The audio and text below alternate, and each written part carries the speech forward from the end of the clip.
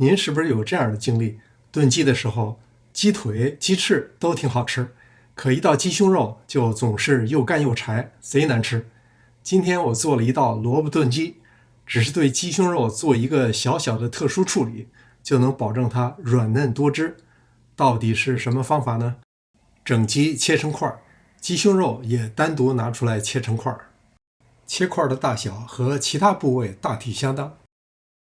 加入适当的盐和干淀粉，抓匀。这样腌的时间不用太长，15到20分钟就可以。这种白萝卜一般个头都比较大，只用半个就可以。去皮以后切成滚刀块。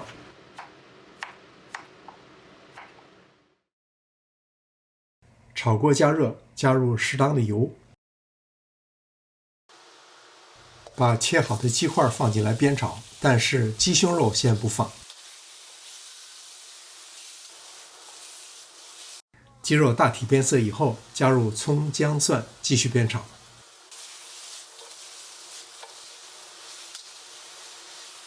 加入1.5汤匙酱油，1汤匙老抽，1汤匙蚝油。翻炒一会儿，把调味料爆香以后，加入开水，大体和鸡肉持平。盖上盖，中火炖15分钟。您可能已经注意到，鸡胸肉我还没放呢。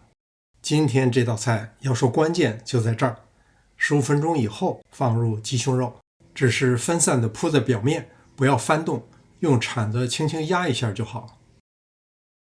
然后把萝卜均匀地盖在表面，即使汤没有没过也不要紧，不要这时候加水。盖好盖，继续用中火炖10到12分钟，中间要翻动一次，让萝卜块都进到汤里。这时候可以尝尝汤的味道，根据自己的口味适当加盐，并且翻拌均匀。如果仔细观察，你能看出鸡胸肉是一种紧致饱满的状态。再强调一下，加入鸡胸肉以后，炖的时间是10到12分钟。炖鸡的时间过长，鸡肉的质感就没了。脱骨散架的鸡肉不仅没形，而且会因为失去内部水分而变柴。这道菜最大的亮点是鸡胸肉，不仅软嫩多汁，更有 Q 弹的口感。